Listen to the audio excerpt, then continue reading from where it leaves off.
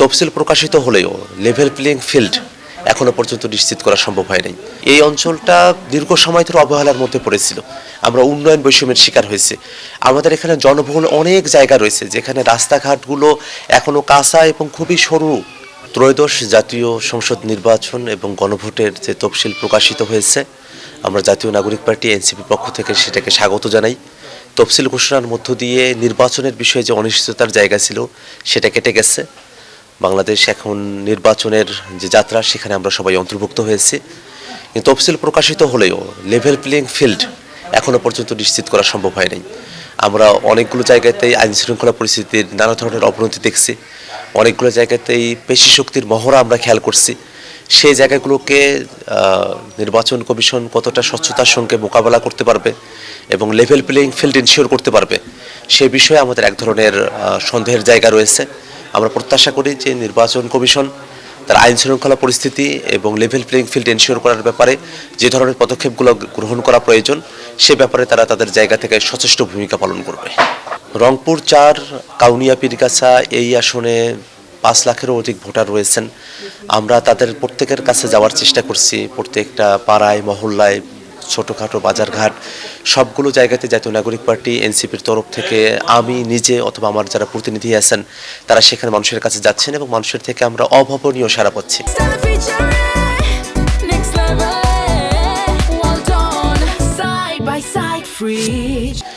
এই অঞ্চলের যারা তরুণেরা আছেন, যারা প্রাজ্ঞ আছেন, যারা নারী পুরুষ হিন্দু মুসলিম সকল ধর্মের মানুষেরা শিক্ষিত এবং যারা স্বশিক্ষিত কৃষক শ্রমিক সকল ধরনের মানুষের থেকেই আমরা সমানভাবে একটা আগ্রহ খেয়াল করছি।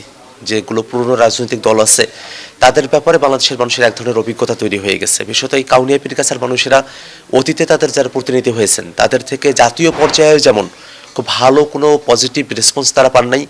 এই এলাকার উন্নয়নের জন্য এবং অবহেলিত অঞ্চলের মানুষের জন্য তারা কিছু করবেন সেই জায়গাটাতেও বড় ধরনের ঘাটতি রয়ে গেছে। তো মানুষেরা তাদের এই অঞ্চলের অবকাঠামোগত জায়গাগুলোতে যেমন একটা পরিবর্তন দেখতে চান তেমনইভাবে গোটা দেশটা যেন পলিসির জায়গাটাতে জনবান্ধব পলিসি নিয়ে অগ্রসর হতে পারে তেমন নেতৃত্ব তারা প্রত্যাশা করেন। আমরা মানুষের কাছে গিয়েছি, মানুষেরা তাদের সমর্থন ব্যক্ত করেছেন, মানুষেরা দোয়া করছেন, আমাদেরকে শুভকামনা জানিয়েছেন। আমরা সব মিলিয়ে এই অঞ্চলের যে সমস্যাগুলো আছে এই অঞ্চলটা দীর্ঘ সময় ধরে অবহেলার মধ্যে পড়েছিল। আমরা উন্নয়ন বৈষম্যের শিকার হয়েছি। আমাদের এখানে জনবহুল অনেক জায়গা রয়েছে যেখানে রাস্তাঘাটগুলো এখনো কাঁচা এবং খুবই সরু এবং যে জায়গা দিয়ে আসলে খুব সহজে পারাপার করা যায় না। তো সেই জায়গাগুলোতে যাতে একটা বড় ধরনের পরিবর্তন আসে এবং আমাদের এই অঞ্চলের যারা শিক্ষিত তরুণেরা রয়েছেন গোটা দেশের মতো তারাও বেকারত্বের কষাঘাতে তাদেরকে দিনানিপাত করতে হচ্ছে। সেক্ষেত্রে কিভাবে উদ্যোক্তা তৈরি করা যায়, কিভাবে ট্রেডিং কর্মসূচির মধ্য দিয়ে নিজেদেরকেই স্বাবলম্বী করে তোলা যায়, কর্মসংস্থানটা তৈরি করা যায় এবং তাদেরকে প্রশিক্ষিত করে বিদেশি জনশক্তি হিসেবে তাদেরকে প্রেরণ করা যায় সেই বিষয়গুলো নিয়ে কিন্তু আমরা মানুষের কাছ থেকে ইতিবাচক সাড়া পেয়েছি এবং আমরা মানুষের কাছে প্রতিশ্রুতিগুলো ব্যক্ত করছি। একই সাথে আমাদের এই অঞ্চলের মানুষেরা তারা মোটা দাগে কৃষিকাজের সাথে সম্পৃক্ত। তো কৃষিকাজের সঙ্গে যারা সম্পৃক্ত আছেন তারা এই যেমন সময়টাতেই তারা সারের এক ধরনের ক্রাইসিসের মধ্য দিয়ে তাদেরকে যেতে হচ্ছে। সারের দাম বৃদ্ধি পেয়েছে এবং অনেক জায়গাতেই তারা আসলে সারের যোগানটা সঠিকভাবে পাচ্ছেন না। তো সেই জায়গাটাতে যারা সরকারে আসবেন বা যারা দীর্ঘ সময় ধরে কৃষকের কথা বলছেন, আমরা যেমন বাংলাদেশে কৃষিখাতকে ভর্তুকি দিয়ে যাতে করে সারের জায়গাগুলো কৃষকের কাছে পর্যন্ত পৌঁছায় এবং যে ফসল উৎপাদিত হবে সেটা যেন ন্যায্য দাম পায় তেমন পলিসি নির্ভর একটা বাংলাদেশ আমরা গঠন করতে চাই। সেই জায়গা থেকে মানুষেরা আমাদের কাছে তাদের সমর্থনটা ব্যক্ত করছেন এবং আমরা খেয়াল করে দেখেছি যে গোটা বাংলাদেশের মতো আমাদের অঞ্চলেও অনেকেই মাদকের সঙ্গে নানাভাবে তারা সম্পৃক্ত হয়েছেন।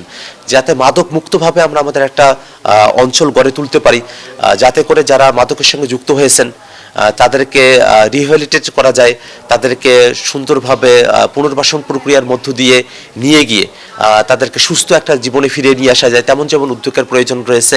আইন শৃঙ্খলা রক্ষাকারী বাহিনীর সহায়তার মধ্য দিয়ে যারা এই সব মাদক কারবারের সঙ্গে যুক্ত রয়েছেন তাদেরকে গ্রেফতার করে আইনের আওতায় নিয়ে আসার একটা প্রবণতা মানুষের মধ্যে চাওয়া পাওয়া আমরা খেয়াল করেছি। সেই প্রতিশ্রুতিগুলো আমরা মানুষের কাছে ব্যক্ত করছি।